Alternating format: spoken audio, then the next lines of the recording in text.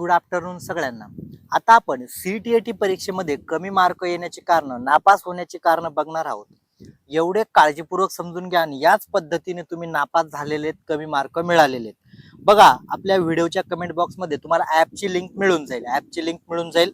त्यामध्ये तुम्हाला batch join केल्यानंतर ऑनलाईन टेस्ट, ॲप मराठी आणि हिंदीमध्ये नोट्स आणि रेकॉर्ड आणि सगळं काही उपलब्ध. आता आपण कारण बघूया, कारण ही कारण जेव्हा तुम्हाला समजून घेत जातील, तुम्हाला समजतील, तर तुम्ही नक्की चांगल्या प्रकारे अभ्यास करू शकतात. आता हे बघा, सीईटी अपयशाची कारण काय आहेत, ही कारण समजून घ्या आणि त्या पद्धतीने तुम्हाला अभ्यास करावा लागेल. आता सर्वात पहिलं जे कारण आहे, सीईटी परीक्षा नापास व्हायचं सर्वात महत्वाचं कारण जे असतं ते असतं सीडीपी विषयाचा अभ्यास कमी. सगळ्यात महत्वाचं बघा, सीडीपी विषयाचा अभ्यास कमी. आता बॅच मध्ये आमचे 32 टॉपिक, किती सीडीपी विषयाला किती टॉपिक आहेत? 32 टॉपिक आहेत. पण जर खरं सांगितलं तर तुम्ही युट्यूबला कुठेतरी फ्री मध्ये कुठेतरी इकडे बघ तिकडे बघ असे 10-15 टॉपिक पूर्ण करतात आणि काय म्हणतात का मला सीडीपी मध्ये चांगला स्कोर येऊन जाईल. पण सीडीपी विषय हा फक्त सीडीपी विषयासाठी मर्यादित नाही, तर इतर विषयांमध्ये जे अध्यापन शास्त्र येतं ते अध्यापन शास्त्र कुठून तयार होतं, तर सीडीपी विषयाच्या अभ्यासामधूनच तयार होत असतं. त्यामुळे 32 टॉपिक तुम्हाला अभ्यासणं काळजीपूर्वक आहे. आणि तुम्हाला काही फ्रीवाले हे काय करतात माहितीये का, फ्री चॅनलवाले व्ह्यूज वाढवण्यासाठी एखादा टॉपिक घेतील आणि त्या टॉपिकचे 5-5, 6-6 मुद्दे घेतील आणि तुम्हाला तो टॉपिक असं झालं का हा टॉपिक पूर्ण झाला, पण तो टॉपिक पूर्ण होत नाही. 5-5, 6-6 मुद्द्यांच्या आधारे कुठलाही टॉपिक पूर्ण होत नाही, तो डिटेल मध्ये जावा लागतो. त्यामुळे विद्यार्थी काय होत आहे, नापास होत आहे. हे पहिलं कारण, सीडीपी विषयाचा अभ्यास कमी. त्याच्यानंतर भाषा विषयाच्या अध्यापन पद्धती बघा. आता तुम्ही 2021-22 किंवा मागच्या जर मराठी आणि हिंदीच्या प्रश्नपत्रिका बघितल्या असेल तर त्यामध्ये अध्यापन शास्त्र जास्त होतं. पण तुम्ही 14 डिसेंबर 2024 पासून यामध्ये हिंदी असेल किंवा मराठी कुठली लँग्वेज घ्या, त्यामध्ये तुम्हाला अध्यापन पद्धती समाविष्ट करून दिलेल्या आहेत. काय? 5 ते 6 अध्यापन पद्धती तुम्हाला समाविष्ट करून दिलेल्या आहेत. आणि या अध्यापन पद्धतीचा सहसा तुम्हाला माहिती मिळत नाही आणि अध्यापन पद्धती कशी काम करते हे तुम्हाला माहित नसतं. उदाहरणार्थ थेट पद्धत असते, आगमन निगमन असते. या 2-4 पद्धती तुम्हाला युट्यूबला माहित असतात, पण अजून डिटेलमध्ये ज्या अध्यापन पद्धती असतात त्या माहित नसल्यामुळे तुम्ही तिथे मार्क कमी मिळवतात. हे तुम्ही या विद्यार्थ्याच्या चुका.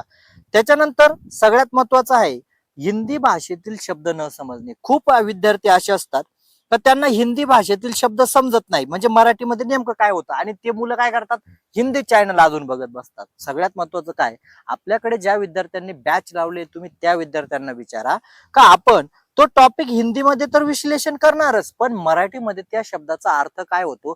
एवढे शास्त्रज्ञ टॉप, आता खूप कठीण शास्त्रज्ञ वाटतात काहींना, तर मी हे शास्त्रज्ञ मातृभाषेमध्ये समजून दिल्यामुळे हे शास्त्रज्ञाच्या ज्या अवस्था आहेत त्या एकदम काळजीपूर्वक समजल्या.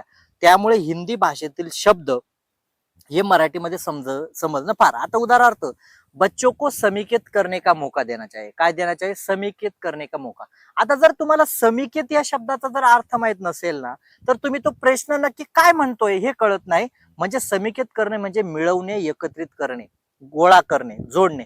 आता मला सांगा, जर तुम्हाला तो प्रश्न, विद्यार्थी नापास का होताय माहितीये का, तो प्रश्न नेमकं काय म्हणतो आहे हे प्रश्नच तुम्हाला कळत नाही, त्यामुळे नापास होतं. त्यामुळे मराठीमध्ये तो टॉपिक समजून घेणं, त्यासाठी मराठीमध्ये आपल्याकडे बॅच उपलब्ध आहे, ती बॅच लावणं फार महत्वाचं आहे. त्याच्यानंतर मातृभाषेमध्ये अवधारणा न समजून घेण्याचा अभाव. खूप विद्यार्थ्यांना काय वाटतं, पेपर हिंदीमध्ये होतो. खूप विद्यार्थ्यांचा गैरसमज काय, पेपर हिंदीमध्ये होतो मग मराठीमध्ये का अभ्यासायचा. आता उदाहरणार्थ, तुम्ही 2+2 मराठीमध्ये समजवलं 4 झाले. आता तुम्ही इंग्रजीमध्ये करा, तमिळमध्ये करा, तेलुगूमध्ये करा, काही फरक पडला का? तर काहीच फरक पडला नाही. मग तेच होतं सीईटीचं. तुम्ही मातृभाषेमध्ये सहज पद्धतीने आकलन करू शकतात. सहज पद्धतीने आकलन केलं तर ते तुम्हाला हिंदीमध्ये पण समजायला लागेल ना. फक्त आकलन व्हावं, हिंदीचे शब्द आणि मराठीचे शब्द या दोघांची जोड देऊन अवधारणा तुम्ही समजून घ्या, तुम्ही 100% पास होणार. आता प्रश्नपत्रिकांचा सराव. आता तुमचा समजा अभ्यास झालाय, पण खूप मुलं काय करतात माहितीये का, प्रश्नपत्रिकेचा सराव करत नाही. फक्त माझा अभ्यास झालेला आहे, मी खूप अभ्यास केलेला आहे, त्याला किंमत नाही. सरावामुळे काय होतं, तुमचं वेळेचं मॅनेजमेंट होतं. किती वेळ दिला पाहिजे, मराठीला किती दिला पाहिजे, हिंदीला किती वेळ दिला पाहिजे, किती वेळेमध्ये पॅसेज वाचला पाहिजे, या गोष्टी कुठे येणार, प्रश्नपत्रिकेचा सराव. त्याच्यानंतर प्रश्नपत्रिकेचा सराव झाला, त्याच्यानंतर डेमो क्वेश्चन पेपर. आता बघा डेमो क्वेश्चन पेपर का महत्वाचे असतात. आता सराव क्वेश्चन पेपर कोणते असतात माहितीये का, ज्या आजपर्यंतच्या प्रश्न झालेले आहेत ते प्रश्न युट्यूबवर वगैरे तुम्ही बघतात किंवा टेस्ट मध्ये सोडवतात. पण डेमो क्वेश्चन पेपर एवढ्या महत्वाचे असतात. डेमो क्वेश्चन पेपरचा काय होतं का, जुना तुम्ही प्रश्न बघितलाय तो सोडवलेला आहे, म्हणजे एक तो तुमच्या पाहण्यात आलेला आहे. पण डेमो क्वेश्चन पेपर म्हणजे नवीन बनवलेला प्रश्न हा तुमच्या डोळ्यासमोर येतो. त्यावेळेला ज्या वेळा तुम्ही स्वतंत्रपणे कार्य करतात त्यावेळेला तुमचं आकलन क्षमता नक्की तुमच्या लक्षात येते. पण वारंवार झालेला प्रश्न जर तुम्ही अभ्यासच असणार, मी 2022 ची प्रश्नपत्रिका सोडवली, 2023 ची सोडवली, मला तिथे तर 100 येत होते, पण आता पेपराला गेली तर मला 80च भरले. याच्या मागील कारण काय आहेत का, तुम्ही सराव करतात पण डेमो क्वेश्चन पेपर घेत नाही. डेमो प्रश्नपत्रिकांचा एक फायदा होतो का, डेमो प्रश्नपत्रिका नवीन प्रश्न बनवले जातात, हे प्रश्नपत्रिकेचा तुम्हाला सराव भेटतो, यामुळे डेमो. त्याच्यानंतर येतो वेळेचे मॅनेजमेंट. वेळेचे मॅनेजमेंट हे फार महत्वाचं आहे, कारण खूप विद्यार्थ्यांना मागच्या वेळात मॅनेजमेंट करता आलं नाही वेळेचं. आता तुम्ही सगळ्यात पहिले सीडीपीला किती वेळ दिला पाहिजे, मराठीला किती, हिंदीला किती, उतारा किती वेळ वाचला पाहिजे, या गोष्टी पण फार महत्वाच्या असतात. पण तुम्ही खूप विद्यार्थ्यांनी काय केलं, मराठी हिंदी सीडीपीला इतका वेळ देऊन टाकला आणि फक्त अर्धा तास उरला सोशल सायन्स असेल किंवा मॅथ सायन्स असेल, शेवटी अंदाजे खुणा कराव्या लागल्या, अंदाजे गोल करावे लागले. मग असं पण चालेल का, तर अंदाजे तर चालणार नाही ना, थोडं वाचन केलं तर, म्हणजे हे तुम्हाला कळावं लागेल. त्यामुळे वेळेचं मॅनेजमेंट करावं लागेल. आणि हे वेळेचं मॅनेजमेंट केव्हा निर्माण होतं, ज्या वेळा तुम्ही जास्तीत जास्त डेमो क्वेश्चन पेपर सोडवणार. केव्हा होणार, डेमो क्वेश्चन पेपर सोडवणार. अजून एक चूक करतात तुम्ही, एका वेळेस अनेक विषय अभ्यासणे. बघा हा एक चूक आहे, एका वेळेस अनेक विषय अभ्यासणे. खूप विद्यार्थी काय करतात माहितीये का, यांनी बॅच घेतलेले आहेत आणि या दुसरीकडे काय करतात माहितीये का, सीडीपीचा क्लास झाला लगेच तुम्हाला ईव्हीएस मराठी हिंदी. याच्यामुळे काय होतं, तुम्हाला त्या विषयाचं योग्य आकलन होत नाही. काय आकलन होत नाही, माझ्याकडे ज्या विद्यार्थ्यांनी बॅच लावले त्या विद्यार्थ्यांना तुम्ही विचारा, मी सर्वात पहिले तुम्हाला सीडीपी विषय पूर्ण अभ्यासायला देतो. पूर्ण विषय सीडीपी झाल्यानंतरच पूर्ण दुसरा विषय घ्यायचा. पण बाकी ठिकाणी तुम्ही काय करतात माहितीये का, सीडीपीचा एक टॉपिक बघितला लगे हिंदीचा, लगे मराठीचा, लगे ईव्हीएस मॅथ असं बघत असणार. यामुळे काय होतं, तुमची कुठल्याही टॉपिकवर लिंक लागत नाही. तुम्ही थॉर्नडाईकचा सिद्धांत बघितला होता, तुम्हाला आंशिक क्रिया करता आल्या पाहिजे. आंशिक क्रिया म्हणजे काय, तुम्हाला तुमच्या अभ्यासक्रमाचे भाग करता आले पाहिजे. सर्वात पहिले कोणता भाग निवडायचा, तो भाग काळजीपूर्वक अभ्यासला पाहिजे त्यानंतर. पण आता खूप विद्यार्थी काय करतात, हे आंशिक क्रिया करत नाही. आपण भाकर पण खात असतो तर तिचे तुकडे करतो, बरोबर आहे का नाही, पूर्ण भाकर तर अजिबात नाही. मग तुम्ही काय केलं पाहिजे, आंशिक क्रिया केल्या पाहिजे का, मला 5 विषय अभ्यासायचे आहेत ना, म्हणजे 5 विषयाचे मला भाग करता आले पाहिजे आणि हा भाग झाल्यानंतर मी पुढचा भाग अभ्यासेल. पण आपले विद्यार्थी असं करत नाही. त्यामुळे अनेक विषय तुम्ही एकाच दिवसामध्ये 5 विषय म्हणजे मराठी पण बघणार, हिंदी पण बघणार, सीडीपी, नक्कीच तुमचा गोंधळ निर्माण होईल. त्यामुळे सर्वात पहिले सीडीपी कडून जा, सीडीपी मराठी हिंदी, मग तुम्ही एनसीईआरटी कडे जा. हा एक फायदा असतो. त्याच्यानंतर अजून पेपराला जे विद्यार्थी गेले होते त्यांनी एक असा गोंधळ केला मागच्या वेळा का, प्रश्न वाचताना एक प्रश्न काय करतात, रिपीट वाचतात. एक प्रश्न 2 किंवा 3 वेळा वाचल्यामुळे होणारा गोंधळ. आता विद्यार्थ्यांना काय होतं, स्वतःवर विश्वास नसतो, मग ते काय करतात, 2 वेळा 3 वेळा प्रश्न वाचतात. याच्यामुळे काय होतं, जे उत्तर होतं त्या उत्तरापासून कुठेतरी बाजूला निघून जातात आणि चुकीचा प्रश्न तिथे गोल करून येतात. हा पण एक महत्वाचा मुद्दा आहे का, तुम्ही खूप वेळा काय करतात का, प्रश्न डबल वाचण्याची सवय नाही लावायची. आता मी स्वतः एकच वेळा प्रश्न वाचतो आणि उत्तरापर्यंत बारकाईने तिथपर्यंत जाऊन लागायचं. पण मी 2 वेळा किंवा 3 वेळा वाचायला गेलो तर आपल्यामध्ये काय होतो, मनामध्ये गोंधळ तयार होतो.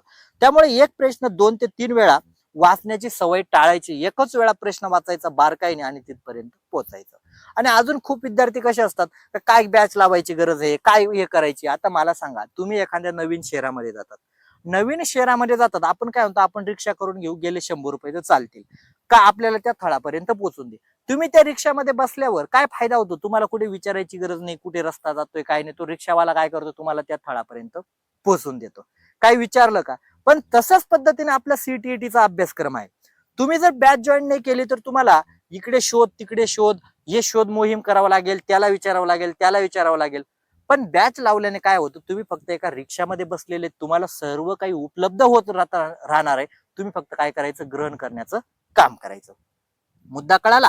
आता त्यासाठी तुम्हाला बॅच साठी इथे कॉन्टॅक्ट नंबर वगैरे सगळं दिलेलं आहे. तुम्ही फक्त प्ले स्टोर वर जाऊन PS सिसो अकॅडमी ही ऍप डाउनलोड करा. त्याच्यामध्ये डेमो व्हिडिओ वगैरे सगळं काय भेटतील. बॅच परचेस करा आणि सर्वात महत्वाचं आतापासून अभ्यासाला लागा, कारण वेळ फार मर्यादित असतो आणि अभ्यास पूर्ण झाल्याशिवाय बघा, अभ्यास पूर्ण झाल्याशिवाय तुम्ही जर पेपराला गेले तर फायदा होत नाही. आणि अजून एक सांगतो, जास्त डीएड बीएड चे विद्यार्थी पास होण्यापेक्षा जे जुने शिक्षक आहेत ते जास्त पास झाले. याच्या मागील कारण काय माहितीये का? जे डीएड बीएड चे जे मुलं आहेत ना, रेग्युलर शाळेत जातात आणि हे प्राध्यापक वर्गांनी काय त्यांच्यामध्ये एक गैरसमज निर्माण करून दिलेला आहे का जे डीएडचा अभ्यासक्रम आहे किंवा बीएडचा अभ्यासक्रम हा सीईटीला विचारला जातो, पण असा कुठलाही विचारला जात नाही. जर तसं राहिलं असतं तर डीएड बीएड चे मुलं 5-5 एका 100 मुलांपैकी 5-5 6-6 मुलं पास होत आहे. तसे तर तुमचे सर्व मुलं पास झाली पाहिजे होते. म्हणजे या शिक्षकांनी पण काय केलं, यांच्यामध्ये गैरसमज निर्माण करून दिलेला आहे तर तुम्ही फक्त हेच अभ्यास हे पेपराला येतं, पण तसं येत नाही. ते तुम्ही स्वतः अनुभवलं असेल. आणि सर्वात अजून महत्वाचं, जे जुने शिक्षक आहेत त्यांचा पास होण्याचा निकाल का जास्त आहे, कारण ते वारंवार वाचन करत असतात. आपल्याकडे तसं नसतं. हे मुलं काय करतात, बॅच लावून घेतली, मग आता आम्ही काय वाचन करणार आहे. वाचनाचा स्पीड पण फार महत्वाचा आहे. तो प्रश्न किती वेळ मध्ये, एका 40 सेकंदामध्ये तो प्रश्न तुमचा वाचून आणि उत्तर कळायला पाहिजे, कारण तुम्हाला गोल पण करायचा आहे. मुद्दा कळाला? हे कारण तुम्ही ज्या विद्यार्थ्यांना कमी कोर आलेला आहे ना, त्या विद्यार्थ्यांचे याचे 4-5 तरी कारण असतील. याच्यापैकीच ते नापास झाले असतील, याशिवाय दुसरं कारण नाहीये. बघा, ज्या विद्यार्थ्यांनी मागच्या वेळा पेपर दिलेला होता, नक्की मला कमेंट बॉक्स मध्ये तुमचे काय कारण, कशामुळे पेपर राहिला, नक्की व्यवस्थित सांगा. आणि ज्या विद्यार्थ्यांनी बॅच लावली त्या विद्यार्थ्यांना तुम्ही संपर्क करू शकतात. 41% आपल्या बॅचचा निकाल लागलेला आहे. खूप विद्यार्थी पास झालेले आहेत, 41%. बरोबर आहे का नाही? त्यामुळे आतापासून अभ्यासाला लागा. व्हिडिओच्या कमेंट बॉक्स मध्ये तुम्हाला ऍपची लिंक मिळून जाईल. आपल्या त्याच्यानंतर व्हॉट्सअप ग्रुपची लिंक सुद्धा तुम्हाला उपलब्ध आहे. त्याने तुम्ही ग्रुपला जॉईन होऊ शकतात. व्हिडिओ लाईक करा आणि जास्तीत जास्त विद्यार्थ्यांपर्यंत व्हिडिओ शेअर मात्र करा.